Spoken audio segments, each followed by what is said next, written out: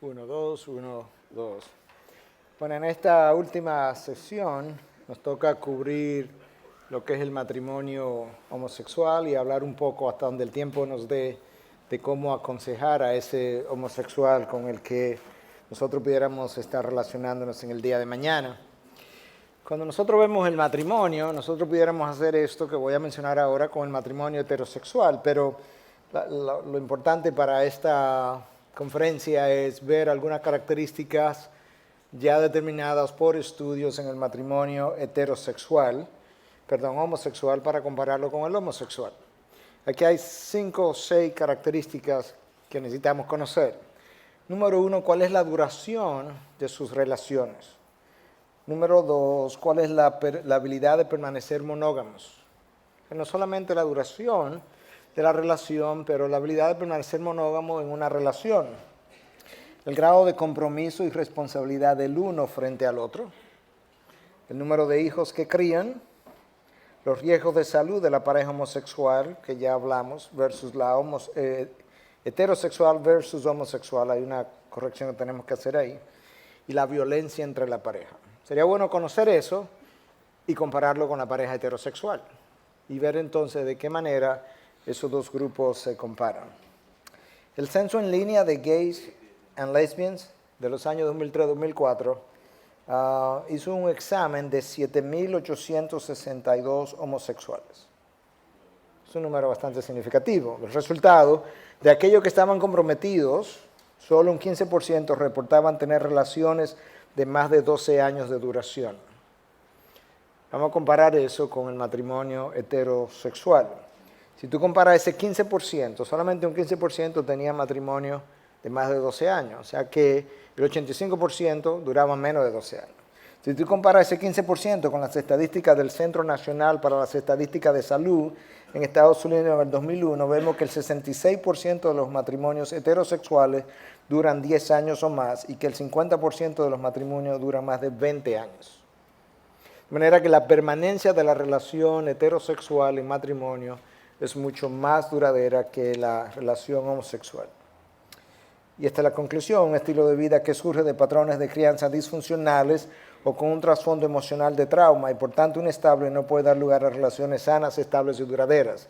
Nosotros vimos en la sesión anterior de qué manera los patrones de crianza disfuncionales de muchos de estos niños terminaban produciendo estas relaciones o estos estilos de vida homosexuales.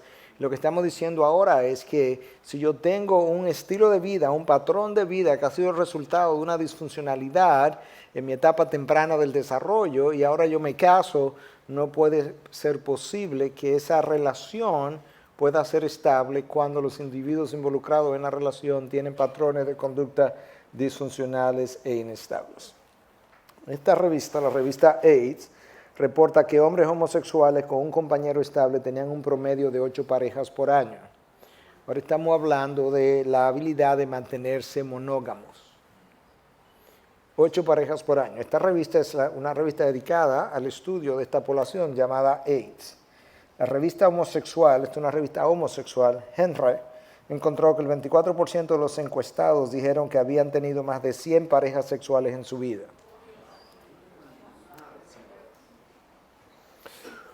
Cuando la epidemia del HIV comenzó, se hicieron enormes estudios, miles de pacientes en el área de San Francisco y New York. Esos estudios están ahí, pero hoy en día nadie quiere hablar de ellos. Yo no voy a mencionar mucho de los datos, pero voy a mencionar algunos de ellos. Esta revista, el Journal of Sex Research, o Investigación de Sexo, publicó un estudio basado en el perfil de más de 2.000 homosexuales mayores. Ese estudio revela que la mayoría reporta haber tenido de 101 a 500 parejas sexuales. Un 10.2 al 15.7 tuvo de 501 a 1.000 parejas. Y de nuevo, entre un 10.2 y un 15.7 reportaron tener más de 1.000 parejas sexuales en su vida. Esa población es altamente promiscua,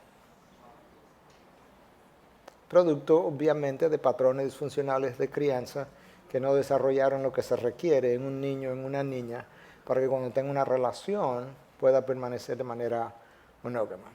Eso Eso se reveló desde los años 80, tempranamente. San Francisco hizo muchos de estos estudios en California y están ahí, pero hoy no queremos hablar de ellos. Yo no estoy diciendo que tú no vas a encontrar una pareja homosexual que sea monógama y que sea fiel el uno al otro, porque ahorita aparece alguien y dice, eso no es verdad. Estamos hablando de lo que los estudios generales revelan. Un estudio canadiense, de nuevo, Canadá es altamente pro-homosexual, de hombres homosexuales que habían estado en una relación de compromiso de más de un año, encontró que solo el 25% de los entrevistados había permanecido monógamo en ese año, en un año, 25%. Es el sexo libre a la que esta población está acostumbrada. Barry Adam, un autor que ha publicado varios artículos sobre la homosexualidad, dice, la cultura gay le permite a los hombres explorar formas diferentes de relaciones más allá de la monogamia. Ahora vamos a construir una idea que racionalice la poligamia como algo normal, común y corriente. Y hoy en día está de moda el no hablar de promiscuidad. Ahora hablamos de si tú eres monógamo serial. O sea que si yo tengo una pareja semanal y solamente una, yo soy monógamo serial. Porque yo nunca tuve más de uno a la vez. ¿Te das cuenta cómo nosotros vamos variando la terminología para justificar nuestros pecados? Nosotros pecamos primero y luego construimos la cosmovisión o las definiciones que justifican nuestros patrones de conducta. Lo que antes era promiscuidad, hoy tú tienes que hablar de monógamo serial. Los homosexuales quieren que aprobemos los matrimonios homosexuales. La pregunta es, ¿qué ocurre en los países y en Estados Unidos, en los estados, donde esto ha sido aprobado? ¿Realmente hay un interés de los homosexuales casarse? Vermont, creo que fue el primer estado aquí en este país que aprobó el matrimonio homosexual.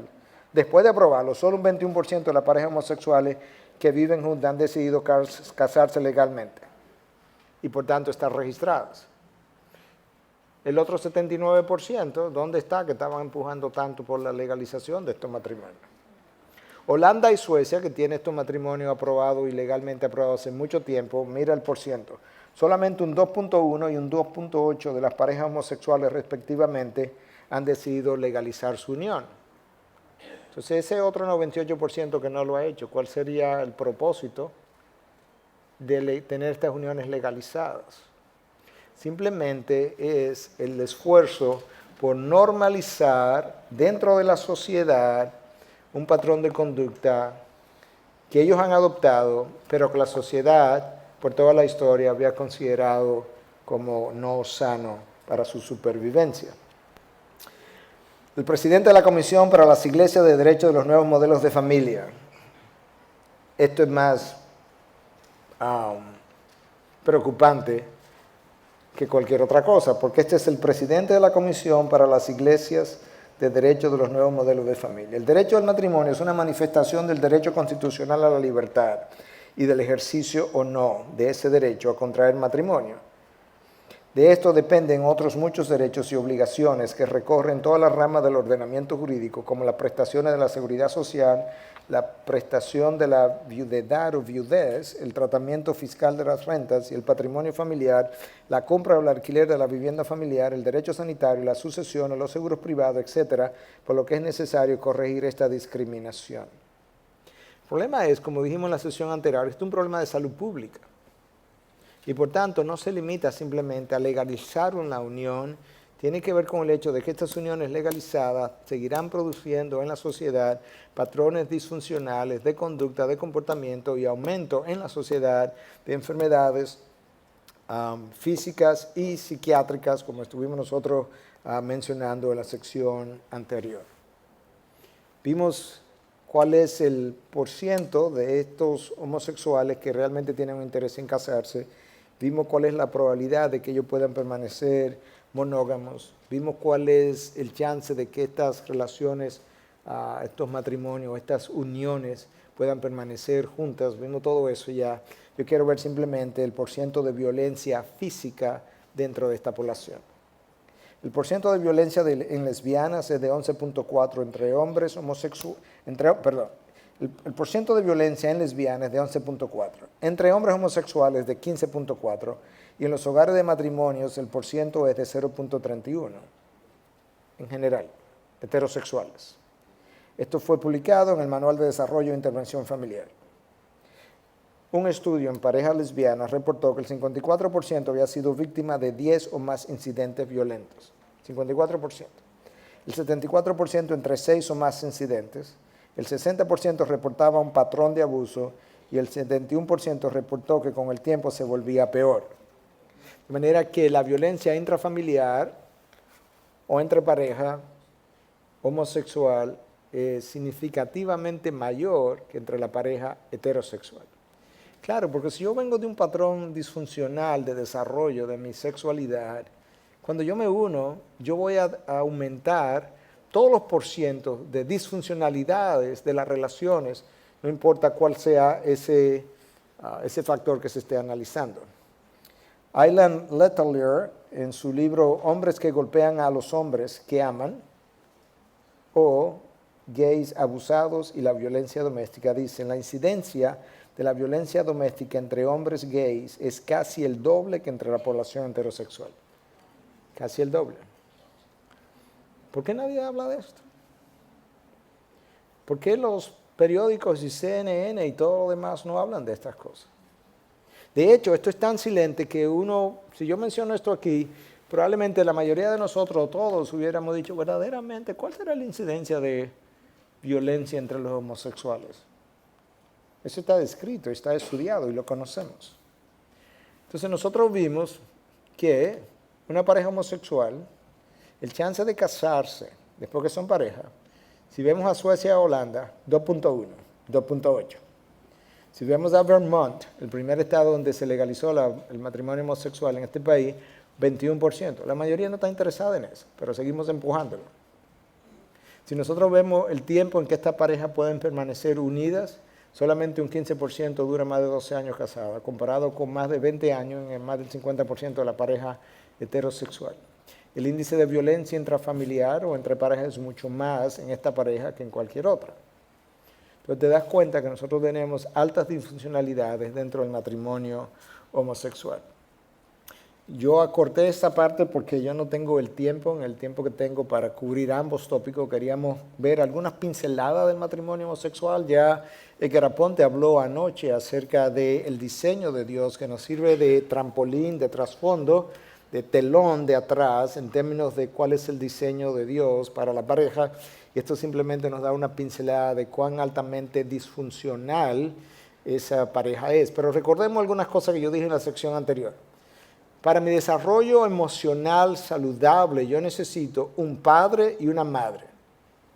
La madre frecuentemente es la figura que me da amor y cariño tierno. Ella está ahí para eso.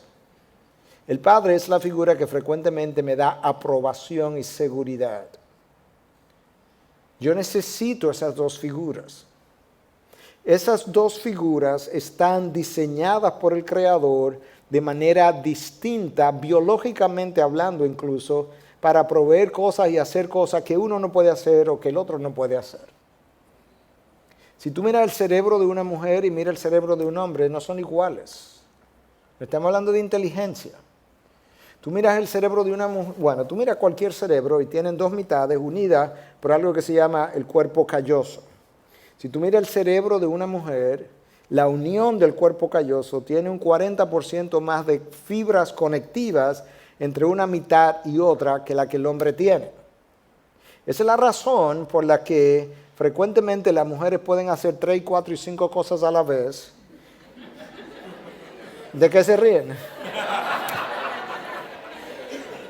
Y nosotros los hombres queremos hacer una sola cosa a la vez. ¿Cierto? No es un problema de inteligencia, es un problema del Creador. Él no hizo así. Él nos hizo más enfocados, menos emocionales, más dado a un solo carril. Tú pones a un hombre y a una mujer bajo resonancia magnética funcional y tú lo pones a hacer un ejercicio y tú ves que cuando tú miras el cerebro del hombre, en el cerebro del hombre se ilumina una sola área de una sola mitad del cerebro, una one at a time, uno a la vez, uno a la vez. En la mujer se iluminan 2 y 3 áreas en ambas mitades todo el tiempo. Y esa es la razón por la que la mujer siempre tiene 4 y 5 de esas botellas en el aire, porque ella se va a trabajar y está llamando a la casa a ver qué van a cocinar, si tienen nanas que le cocinen, cuál es la temperatura del bebé, que si le dieron la medicina, y el hombre se va al trabajo y cuando llega al trabajo se le olvidó que él dejó un niño de 3 años con fiebre de 39, y a las 6 de la tarde él se acuerda, ay, verdad que tenía fiebre, y esos 2 seres, tú no puedes juntar 2 hombres o 2 mujeres y pretender que cuando críen un hijo lo van a criar de una manera estable. Eso no se va a dar jamás en la vida. Dios no lo diseñó así. Ni biológicamente están diseñados de esa manera. El hombre tiene algo que él puede dar y debe dar: liderazgo, dirección, seguridad. ¿Cuál es la necesidad primaria de una mujer? Sentirse amada, valorada y protegida. Eso lo da un hombre.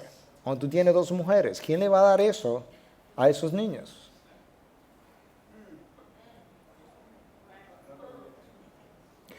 El niño necesita tener afección femenina como parte del cuidado materno, sobre todo en los primeros 18 meses de la vida. Cuando tú tienes 2 hombres criando un hijo, ¿quién le va a dar eso al niño o a la niña? No, ellos no están equipados emocionalmente ni físicamente para poder criar un hijo. Pero los gobiernos no están hablando de esas cosas, sino que simplemente queremos hablar de derechos. Hoy en día, lo que está bien es lo que nosotros percibimos como un derecho constitucional, sin mirar ni por un momento a los hallazgos de los estudios que las mismas instituciones de gobierno y universidades han hecho con relación al hombre, a la mujer, las necesidades que uno y el otro tienen y qué necesidad tiene el niño para crecer. Porque hoy todo lo hemos reducido a derecho. Y sobre todo en una nación como esta, donde lo más importante es mi derecho. Aunque todo el mundo se tuerza, pero lo más importante es mi derecho. Lamentablemente. Vamos a hablar un poquito acerca del homosexual y cómo aconsejarlo. Los homosexuales tienen muchas emociones secretas. De hecho, los seres humanos tienen muchas emociones secretas. Y sobre todo en sociedades tan privadas como esta, mucha gente tiene muchas emociones secretas que no revela. Pero dentro de la comunidad homosexual hay muchas otras emociones. ¿Cómo se siente con frecuencia un homosexual? Sobre todo en su etapa temprana, antes de él declararse abiertamente homosexual y abrazar su comunidad homosexual. Se siente solo, muchas veces confundido, si es este mi patrón, si es esta mi sexualidad. Porque a pesar de que él se siente con una atracción hacia el mismo sexo, hay algo en su interior que le dice que eso no es él. Se siente distinto a los demás, y se siente rechazado por el resto. Sí, porque él no tiene un comportamiento normal. Ahora, yo tengo que entender eso si yo voy a aconsejarlo, porque a la hora de aconsejarlo yo tengo que saber por dónde voy a entrar. Se siente que ha fallado como persona, porque muchas veces, recordemos en la charla anterior, ese niño varón que está creciendo, que quiere acercarse al padre, que quiere sentirse aprobado por el padre, pero tiene un padre que lo rechaza, que lo abusa físicamente, dándole golpe o verbalmente o no está ahí, él termina rechazando la figura masculina del padre, rechaza a otros hombres, rechaza su propia masculinidad y entonces él se siente que ha fallado como persona. Él se condena a sí mismo porque piensa que la razón por la que mi padre no me amaba, no me aprobaba, es porque yo tengo un problema, hay algo que está mal conmigo. En las etapas iniciales donde la conciencia le está diciendo, tú te sientes atraído por el mismo sexo, pero eso no está bien, eso no es lo que debe hacer. Él se siente culpable, él tiene una conciencia que lo acusa. Y de esa misma manera, muchas veces cuando él ha crecido en un hogar cristiano, él a veces se siente rechazado por Dios. Porque como él es un varón o una hembra y su atracción es por el mismo sexo y él piensa que está haciendo algo malo, su conciencia se lo está diciendo, Entonces hay algo que le dice, Dios no está complacido con esto, y muchas veces ellos se sienten rechazados hasta por el mismo Dios. En principio, antes de ellos tener la identificación abierta y del famoso orgullo gay, muchas veces ellos tienen miedo a ser descubiertos. Tienen miedo de no encontrar otra salida. Y entonces, si yo no cambio, ¿qué voy a hacer? Y si se enteran, y se sabe. Temen al juicio de Dios, sobre todo cuando han crecido en un hogar cristiano con ciertos principios cristianos, y otra vez se tienen temor a las consecuencias. Obviamente, en la medida en que la sociedad cambia y en la medida en que la sociedad va normalizando esto cada vez más, en esa misma manera, muchas veces entonces estos temores se van perdiendo porque él va encontrando más rápidamente un grupo que le dice, no, tú estás bien, nosotros estamos ahí, nosotros pasamos por eso, no te preocupes, que así estamos nosotros, pero esto te va a pasar. Hay mucha ira, hay mucha hostilidad. Y yo sé esto por experiencia personal, porque lidiando con esta población que le mencioné, para quien yo tenía un estudio bíblico, me tocó conocer muchas de las emociones de ellos y muchas de las cosas que habían vivido, muchos enojados contra los padres y demás, por las experiencias que mencionábamos en la charla anterior, donde el padre no estuvo ahí, donde el padre lo abusó, otras mujeres que tuvieron incestos o que fueron abusadas por figuras masculinas, muchas veces eso nunca ha sido resuelto y ahora tienen un rechazo hacia esa figura masculina, con enojo, con ira, con resentimiento. Otras veces la ira es contra Dios mismo. Y entonces ahora tienen un mayor problema, porque están airados con los padres, están airados con Dios, yo me siento así, yo creo que yo he sido así toda la vida, pero hay una Biblia que dice supuestamente que yo no debería ser homosexual, pero eso es lo que yo soy, eso es lo que yo siento. Y entonces tú necesitas vivir con eso y tú comienzas a rechazar esa Biblia y a ese Dios como algo que tú podías aceptar para tú vivir con eso y no vivir acusado, no vivir sintiéndote de la manera que te sientes. La incidencia de depresión, de ideas suicidas y de suicidio está mucho más aumentada en la población homosexual que en la población heterosexual, como vimos en la sección anterior, en algunos casos de 3 a 7 veces mayor la incidencia de suicidio. Y eso se debe a todo esto que estamos viendo aquí, sentimiento de rechazo desde la niñez, desesperanza de poder salir de esto, se sienten atrapados como alguien que no tiene salida y ya tendría que quedarse dentro de su grupo homosexual. No son personas en general con gozo genuino, no es que no puedan disfrutar de una fiesta, no es que no puedan disfrutar de una relación sexual en un momento dado, pero como sistema de vida, como modo de vivir, no son personas necesariamente con gozo genuino y tienen mucho sentido de derrota. Porque antes de abiertamente identificarse con el orgullo gay, frecuentemente esta población trató infructuosamente de salir porque trató por sí sola o por sí solos de salir sin la ayuda de un Dios, sin la ayuda de rendición de cuentas, sin ayuda de personas que le pudieran servir de muletas, por así decirlo, y mucho menos ahora, donde los estados están tratando de pasar leyes, como yo decía esta mañana, incluyendo New Jersey, que apenas está aquí mismo, tratando de pasar leyes que le prohíban a los padres el buscar consejería para sus hijos cuando estos comienzan a identificarse con una atracción por el mismo sexo. Para las madres solteras, hoy tenemos una gran cantidad de madres solteras, ya sea porque se divorciaron o porque quedaron embarazadas y la figura masculina nunca apareció para darle paternidad a ese hijo. Usted necesita ser cuidadosa, usted necesita observar la relación con su hijo. Usted necesita tener cuidado de que no se apegue tanto a su hijo que lo feminice, que el hijo se identifique tanto con usted, que no se quiera despegar, que quiera ser como usted, que quiera imitarla, porque él no está supuesto a vivir de esa manera. Usted necesita encontrar algunas figuras masculinas para ese hijo dentro de la familia o dentro de la familia de la iglesia con la que él puede identificarse, que puede ser un pastor de jóvenes, puede ser un tío, puede ser un primo mayor, pero necesita estimular la identificación masculina de ese niño. Si usted tiene un esposo que se divorció, que la trató mal, que no la apoya económicamente, o usted tuvo una pareja, usted salió embarazada y ese hombre se desapareció, lo peor que usted puede hacer delante de esa hija, si es una niña sobre todo, es hablar mal de los hombres. porque usted está creando una imagen negativa de los hombres y la niña entonces crece pensando que los hombres no son seguros y es muy probable que ella quiera una mujer como pareja porque ella no se siente segura con los hombres y mi madre me lo dijo desde que yo estaba pequeña.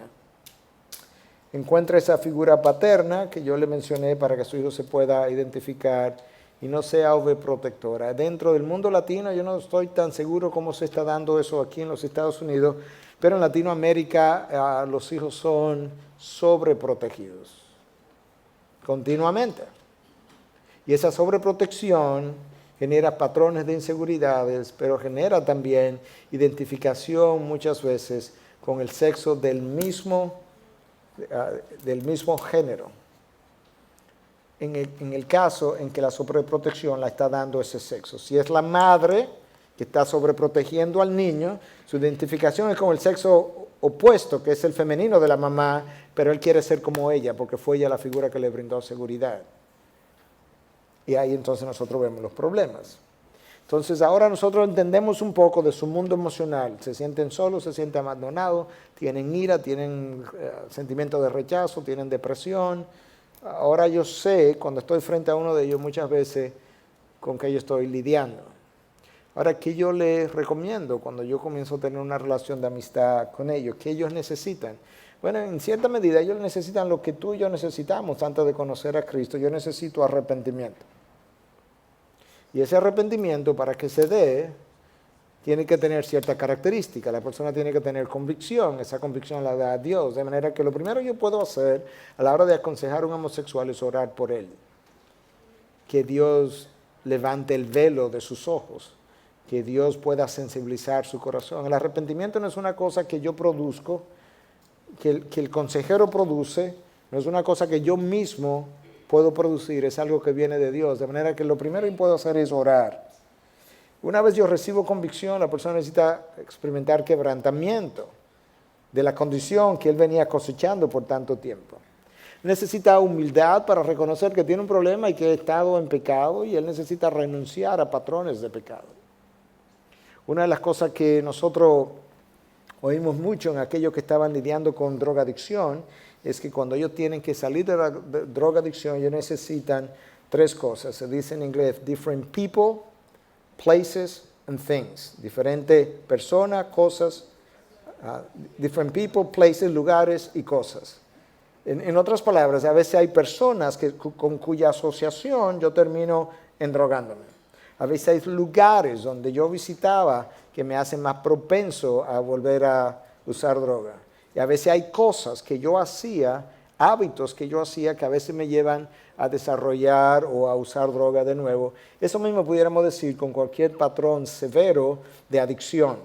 Yo necesito diferentes personas, lugares y cosas, porque muchas de ellas son disparadores de la conducta a la que yo venía esclavizado. Yo necesito reconciliación. Muchas de estas personas han roto muchas relaciones con padre, con madre, con Dios, con amigos, con familiares, y yo necesito reconciliarme con Dios primero y luego reconciliarme con las relaciones, primero vertical y luego horizontal. Ellos necesitan hacer eso y necesitan hacer restitución. Cada vez que yo me arrepiento, yo necesito una restitución de cosas que yo he dañado, y eso es importante que yo lo reconozca. Primero es arrepentimiento, segundo reconciliación, tercero restitución, que ya yo mencioné. Eso es que yo necesito conocer a la hora de aconsejar a alguien, que yo necesito ir buscando en él.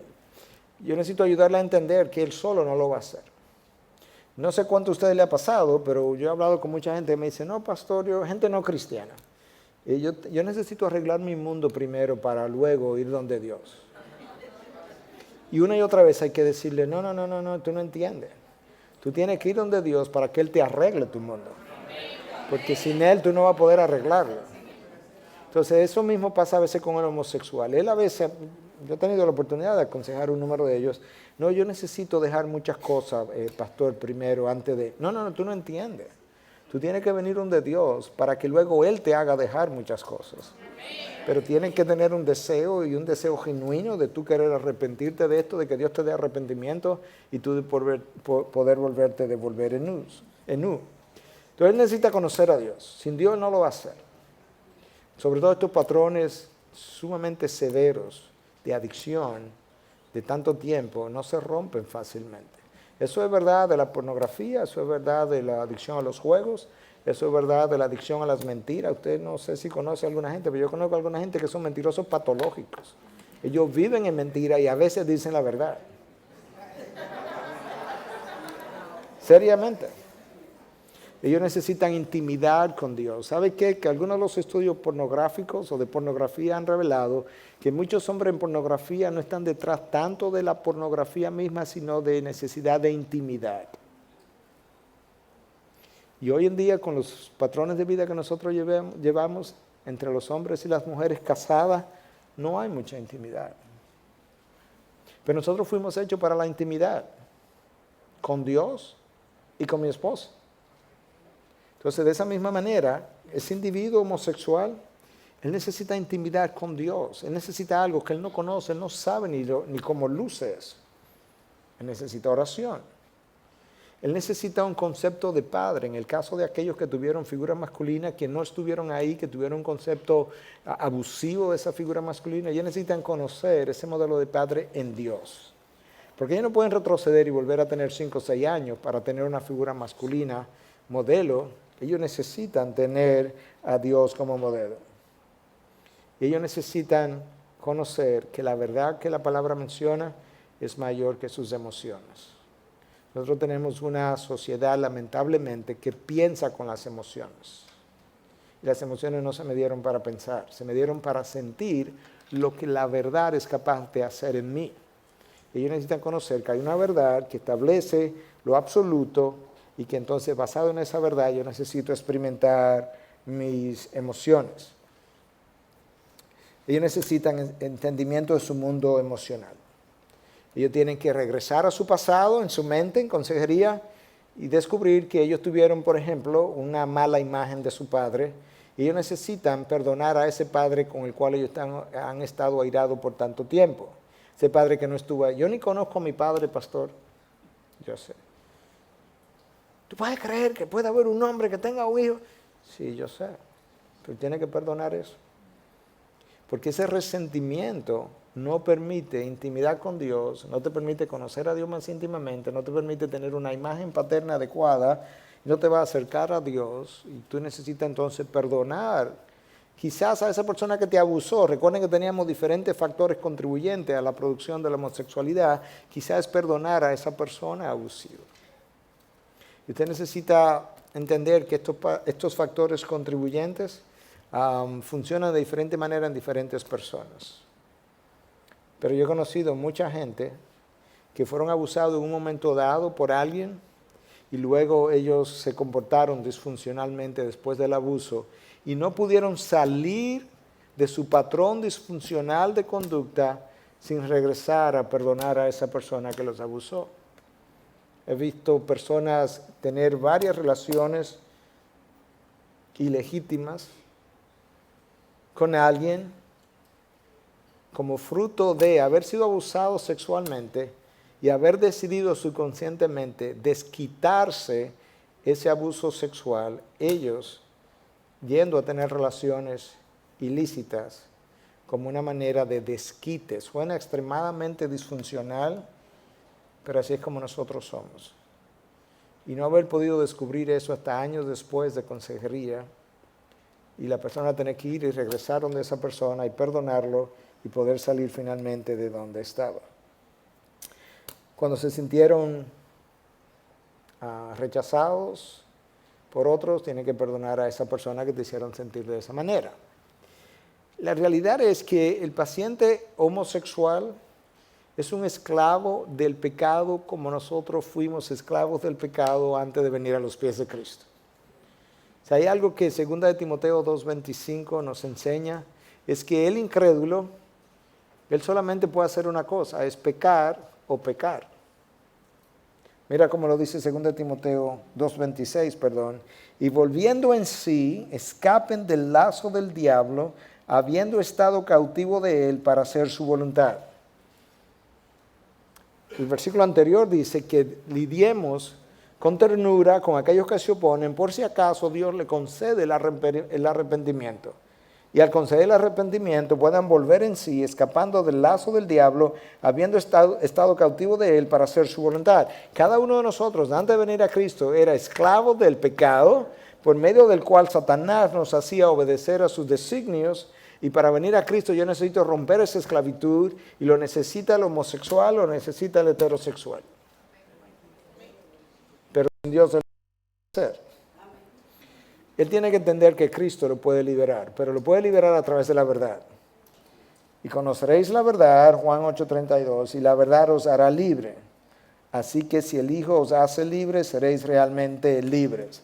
Amén. Excepto si eres homosexual. No. Incluyendo al homosexual. Pero él necesita conocer eso, él necesita abrazar eso. Y muchos no lo conocen, y muchos si lo conocen no lo creen. Gálatas 5:1, para libertad fue que Cristo nos hizo libres. Por tanto, permaneced firmes y no sometáis otra vez al yugo de la esclavitud. Para eso Cristo me hizo libre, para no ser vuelto a la esclavitud. Ahora escucha, el poder está en la palabra. No está en esta conferencia, no están en mis datos estadísticos, no están en mis estudios médicos. El poder de cambio está en la palabra. Y muchas veces nosotros hemos dejado la palabra a un lado, hemos abrazado la psicología, hemos abrazado la ciencia del hombre y pensamos que eso que suena más intelectual tiene más poder que la palabra de Dios. Y la realidad es que muchos pastores han renunciado al poder de la palabra para abrazar estrategias de hombre, olvidando que lo único que cambia el corazón y la mente del individuo es la palabra de Dios. Es la palabra que cuando Dios, Edgar mencionaba un poco de eso anoche, cuando Dios abrió su boca y formó el universo, esa es la misma palabra que cuando penetra la mente y el corazón del hombre, si el Espíritu Santo que la inspiró la hace explotar dentro de ese hombre, Él crea nuevas criaturas en su interior. Iba a decir universos, pero no es exactamente eso, su interior. Lucas 4:18, el Espíritu del Señor está sobre mí porque me ha ungido para anunciar el Evangelio a los pobres, me ha enviado para proclamar libertad a los cautivos del pecado y la recuperación de la vista a los ciegos, para poner en libertad a los oprimidos. Es cierto que Cristo le abrió los ojos a muchos ciegos físicos, pero la realidad es que primordialmente Él vino a abrirnos los ojos a todos nosotros que éramos ciegos espirituales. Y el problema es este. Tú puedes tener mucha sabiduría para aconsejar al homosexual, o al drogadicto, o a un simple pecador, cualquiera. Si Dios no levanta el velo de sus ojos, Él no va a ver lo que tú le estás presentando.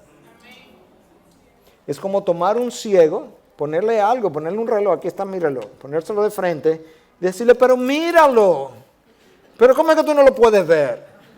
Si está frente a ti. Sí, pero yo no tengo visión.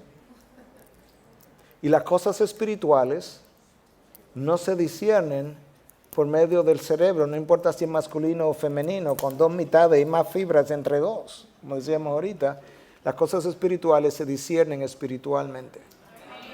De tal manera que cuando usted está aconsejando a un homosexual, no puede abandonar la oración, ni puede abandonar la palabra. Sin esas dos cosas, las cosas no van a funcionar. Él va a tener miedo. Él va a tener miedo de abrazar un nuevo estilo de vida que él no conoce, en el que él no ha estado por 20, 25, 30 años. Y yo tengo que ayudarle a entender cosas como esta. Filipenses 4:19. Dios proveerá a todas vuestras necesidades conforme a sus riquezas en gloria en Cristo Jesús. Tú tienes miedo, yo sé, pero Dios puede proveer a tu necesidad. La necesidad que tú tengas. La necesidad que tú no has visto, que todavía no has tenido, pero que tienes miedo de abrazar. ¿Recuerdan ahorita que hablamos de que el homosexual o el pecador o el drogadicto o el adicto a los juegos, él necesita nuevas compañías, personas y cosas, o lugares y cosas? Bueno, mira lo que la palabra dice con relación a personas. No dejéis engañar, las malas compañías corrompen las buenas costumbres. Él va a tener que alejarse. Y muchas veces una de las cosas primeras de las que él tiene que alejarse es de malas compañías, malas influencias, de aquellos que no han nacido de nuevo, de aquellos que no creen la nueva verdad que él ha abrazado o que está a punto de abrazar. Y él tiene que entender, como hablábamos de hace un momentito solamente, que ahora mismo tú no sabes cómo eso va a lucir, tu nuevo estilo de vida, pero que cuando él viene a los pies de Cristo, cuando Cristo lo hace nacer de nuevo, como él es una nueva criatura, él va a pensar diferente, él va a desear diferente, él va a buscar.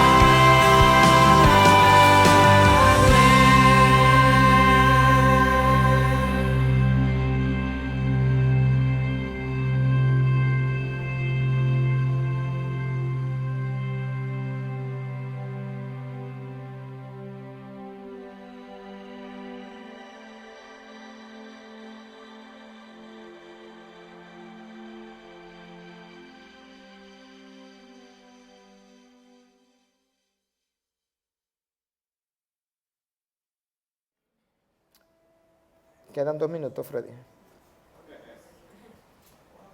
1 minuto. Ok.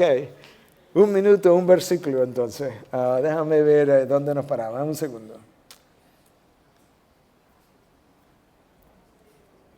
Ok. Déjame concluir. El cambio nunca es fácil. No importa cuál sea el cambio. Esa es la realidad. Yo tengo que aceptar eso. Y mucho más para cambiar algo como esto. Pero cada vez que yo tengo que cambiar en la vida, el cambio es difícil. De hecho, muchas personas, ¿saben por qué no cambian?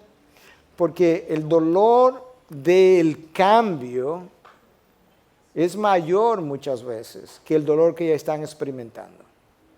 Yo le pregunté a un consejero en una ocasión que trabajaba con muchas personas en drogadicción, le decía, fulano, en tu opinión, ¿cuándo cambia una persona? No estaba hablando con un consejero cristiano, un consejero secular. ¿Cuándo cambia una persona? Y me dice, bueno, yo creo que ellas cambian cuando el dolor de permanecer en la situación en la que se encuentran es mayor que el dolor que el cambio le puede producir. ¿Me entendieron? Eso nos da a nosotros una idea de que el cambio nunca es fácil. De manera que cuando alguien homosexual nos está diciendo que esto no es fácil, no debes decirle, no te preocupes, que con Dios todo es fácil. No, no es así tan sencillo, no seas reduccionista. La respuesta es, el cambio nunca es fácil. Ahora, con Cristo todo es posible. Amén.